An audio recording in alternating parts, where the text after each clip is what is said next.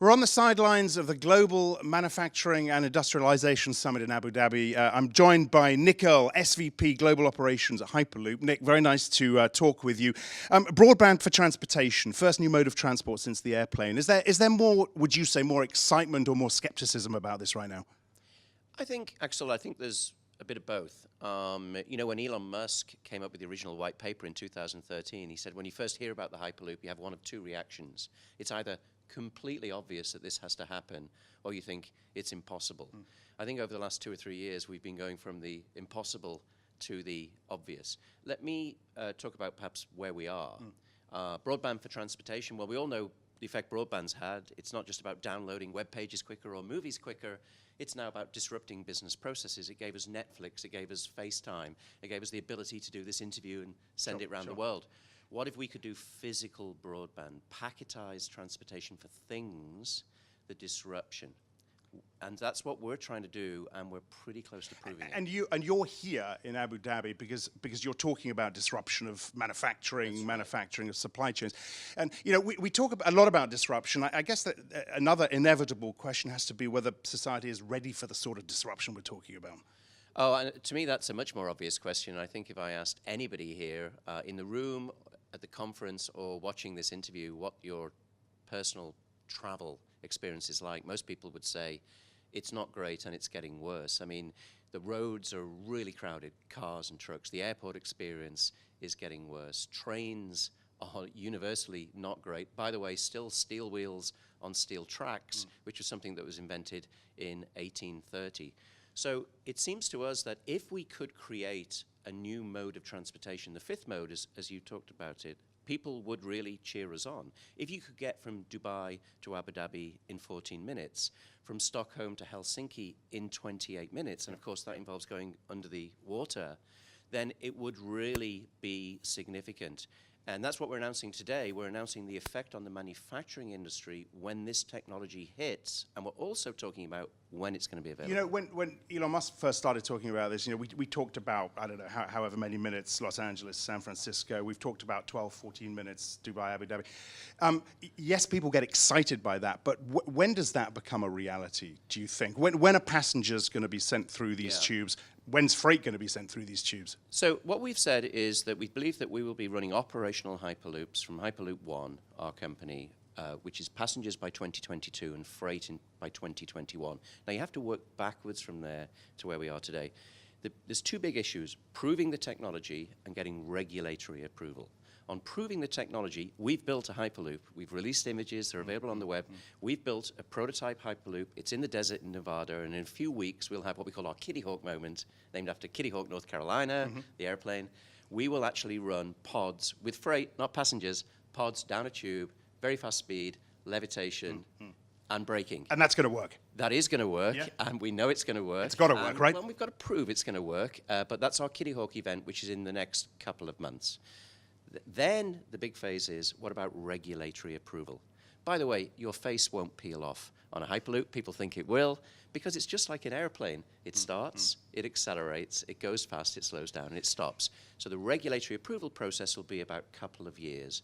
Add all that together, that's why we think we can do freight by 2020, 2021, and let's say, to be safe, passengers by 2022. And with your hat on, whether it's marketing, whether it's some of the technology, are some regulators a softer touch than others? Is that why you're starting here rather than, say, the US? Or I don't think I would ever describe a regulator as a soft touch, but let me talk about one regulator in particular, the Road Transport Authority in Dubai.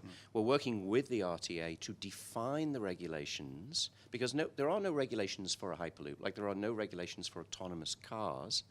So we're working with them to define it, and the advantage we've got is because we're actually doing the engineering and building a Hyperloop as opposed to postulating what might be possible, we're actually changing our build process to meet the regulations. So it's a very close partnership model. So working with a regulator here in the Middle East, working with regulators in Europe at the European level, and just starting that process in North America. So yes, you have to work with the regulators.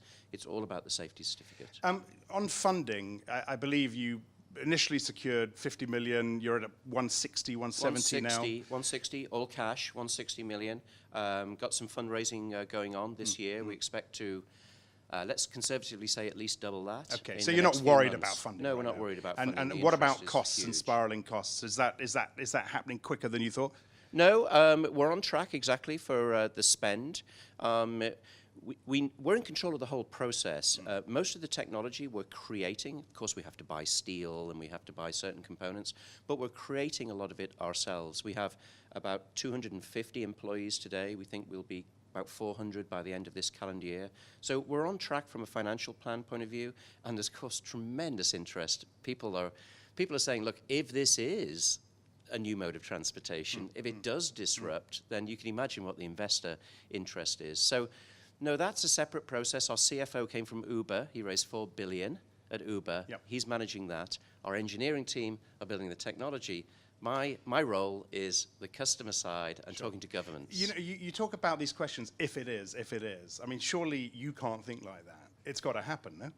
We think it will happen. Look, I've been in IT for 35 years. I just wonder if you're getting more skeptical or less skeptical as the process We are goes on. I would absolutely be definitive on this as we're getting more confident. But at the end of the day, you know, it's like, let's take the analogy. When we went to the moon, society went to the moon in the 60s, we said we were going to put a man on the moon by the end of the 60s and bring him back home safely. All the steps that had to go through, all the way through, nobody really knew if they could do it until we had that historic moment when Neil Armstrong set foot on the moon, and then they came back again. So of course we have to say if, because there's so many things that we have to do, and our credibility is linked to us saying, we know this is a difficult thing to do. But the point is that we've built one, we're showing the videos of it, we're in control of the process, and we are confident that this will happen.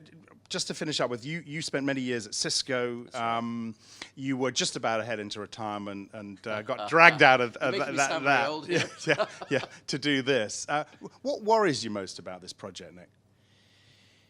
You know, I don't know whether I would say anything that worries me about the project. I think that the thing that brought me out of retirement was the concept of physical broadband. I saw firsthand what broadband did for society and worked for a company that played a major role on that, Cisco. I never thought in my lifetime I'd see the opportunity to do physical broadband. That's what brought me out. Nothing really worries me about it other than just the enormity. I mean, you know, at the end of the day, we're creating a new mode of transport. I mean, it's just so much to do. But I asked the question, you know, because I guess your reputation and your legacy in many ways is riding on the success of this. But what a legacy that would be, not just for me, but everyone involved in this, and the countries who are the first movers. I say to our team, just imagine in 10 years' time, if you said, I was there when a new mode of transportation was created. When people interview for us, they talk about the reason they want to join us is to create history.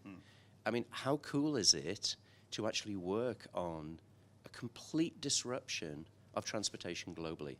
That's the legacy that we're all pushing for. That's why we're attracting the funding. That's why we've got a big partner ecosystem that's come around, that's surrounded us, and that's why we have these pilots and these studies around the world. I think it's incredibly exciting, a lot to do, as I've said, but unbelievable. What an opportunity, and that's why I told my wife, you know what? Retirement has to delay 5 years. I'm going to try and change the world. Well, it's fascinating, Nick, and I wish you the very, very best of luck with the test in June. You said it's happening. Around the summer summer. Next couple of months, we think we'll be able to do the first test. All right, watch this space. Nick, thank you very much indeed. Nick Earle, SVP Global Operations, Hyperloop One. That's it from me. I'm Axel Threlfall. This is Reuters.